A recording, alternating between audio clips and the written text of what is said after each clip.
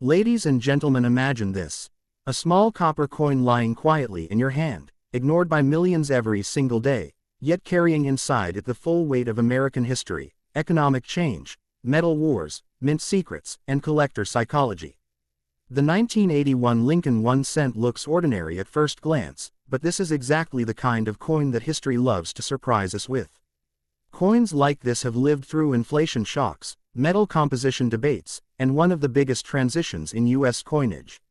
Many people spend it without a second thought, yet certain examples of this very coin have already crossed from pocket change into the world of collectors, heirs, and long-term numismatic interest. If you really understand what this coin represents, you stop seeing it as just 1 cent, you start seeing it as a silent witness to an entire era. Now let's go deep. The 1981 Lincoln cent belongs to a critical period in United States coinage history when copper was becoming more expensive than the face value of the coin itself. This single year sits right at the edge of a major transformation. In 1981, the U.S. Mint was still striking Lincoln cents using the traditional bronze alloy made of approximately 95% copper with the remaining balance of zinc and tin. This is important because just 1 year later, in 1982, the Mint permanently changed the composition to a copper-plated zinc core. That means the 1981 penny is among the last full-weight copper cents, giving it intrinsic metal significance that modern pennies no longer have. It weighs about 3.11 grams, feels solid in hand, and produces a distinctive sound when dropped compared to later zinc cents. The obverse of the coin shows Abraham Lincoln, a design originally introduced in 1909 to commemorate the 100th anniversary of Lincoln's birth. By 1981, this portrait had already become one of the most recognized images in the world. The words, "In God We Trust," appear at the top, "Liberty" to the left, and the date 1981 to the right. What collectors carefully examine here is not just the date, but the sharpness of Lincoln's hair, beard, cheekbone, and jawline. On many circulated examples, these details are weak due to heavy use, but well-preserved pieces show strong definition, which dramatically increases collector interest. On the reverse, the coin features the Lincoln Memorial design, used from 1959 until 2008.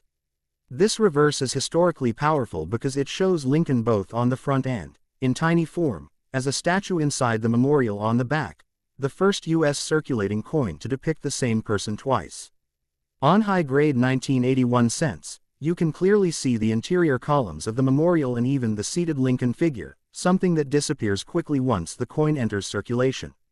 The 1981 Lincoln cent was struck at 3 mints: Philadelphia, no mint mark, Denver, D, and San Francisco, S. Philadelphia and Denver produced massive numbers intended for everyday use, which is why circulated examples are still extremely common today. However, San Francisco produced proof coins only, specially made for collectors with mirror-like fields and frosted designs. These proof coins were never meant to circulate, and when found in perfect condition, they represent the highest quality examples of the year. Where things become truly interesting is in errors and high-grade survivors. Because copper is a soft metal, 1981 cents are prone to die cracks, off-center strikes, weak strikes, clipped planchettes, and other mint errors. Some of these errors, especially dramatic ones, can command strong premiums. Additionally, uncirculated examples graded Mississippi 65 or higher by professional grading services become far scarcer than people expect. While millions were minted, very few were preserved carefully from the start, and even fewer survive today with blazing original red color and no contact marks. Another factor that keeps the 1981 cent relevant is the ongoing discussion about the future of the penny itself. As inflation continues and production costs rise, collectors increasingly look back at the last copper issues with renewed interest.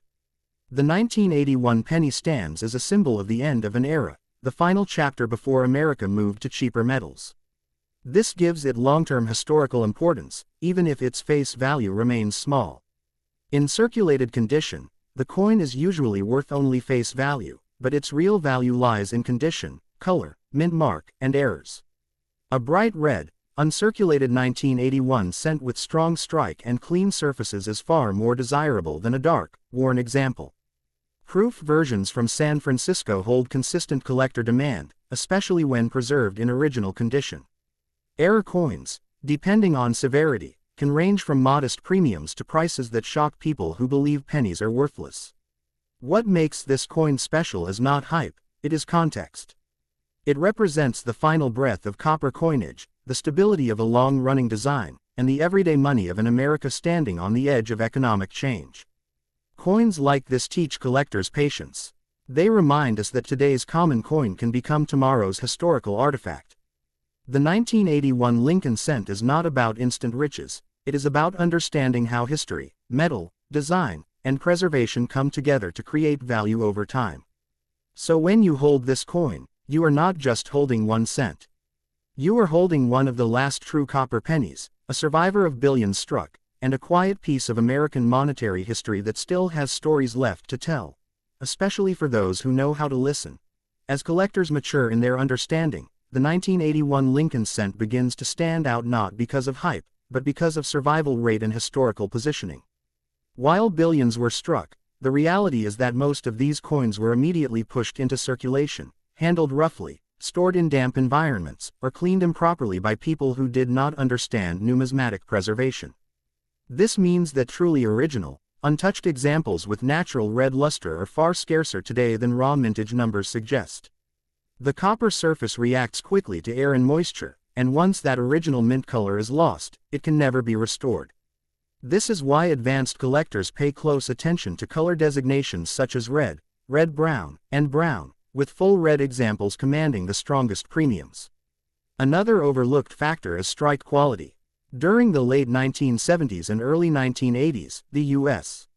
Mint was pushing production hard to meet demand, and quality control was not always consistent. As a result, many 1981 cents show weak strikes, especially around Lincoln's hair and the memorial steps. Coins that display sharp, squared rims, fully detailed hair strands, and crisp lettering are immediately separated from the average population. When such coins are professionally graded and certified, they move from being common to being legitimately collectible. The Denver minted 1981 D cents deserve special attention because while they were produced in large numbers, high-grade examples with strong strikes are surprisingly difficult to locate. Many Denver coins of this era exhibit softer details due to worn dies. When a sharply struck 1981 D cent appears with blazing red surfaces, it catches the eye of serious collectors who understand how rare true quality is for this date. This is one of those coins where the difference between an average uncirculated coin and a top-tier example is dramatic, both visually and in value. San Francisco proof cents from 1981 add another layer to the story. These coins were struck multiple times with polished dies and specially prepared planchettes, resulting in deep mirrored fields and frosted devices. When preserved correctly, they remain stunning decades later. However, even proof coins are vulnerable to mishandling, fingerprints, and environmental damage. Proof examples with perfect surfaces and no haze continue to hold steady collector interest, especially among those assembling complete Lincoln cent proof sets. From a broader perspective, the 1981 Lincoln cent sits at the crossroads of economics and numismatics. Rising copper prices forced the U.S. Mint to rethink the very nature of circulating coinage. This coin represents the final moments when a penny still felt like real money, in the hand, heavy, solid, and metallic. That psychological connection matters to collectors, because coins are not just objects, they are experiences. The feel, weight, and sound of a copper cent connect people to a past era in a way modern zinc cents simply cannot. Long-term, coins like the 1981 cent gain importance as fewer survive in collectible condition. As time passes, damaged, corroded, or melted examples reduce the available population. Meanwhile, interest in pre-1982 copper cents remains strong due to both historical curiosity and metal content discussions. Even though melting cents is illegal, the underlying copper value continues to influence how collectors view these coins as tangible assets rather than disposable change. What separates knowledgeable collectors from casual ones is patience. The 1981 Lincoln cent rewards those who look carefully, study mint characteristics, and understand grading standards. It teaches that value does not always come from rarity alone, but from preservation, timing, and context. Today it may seem ordinary, but history has shown again and again that transitional era coins quietly grow in importance as decades pass.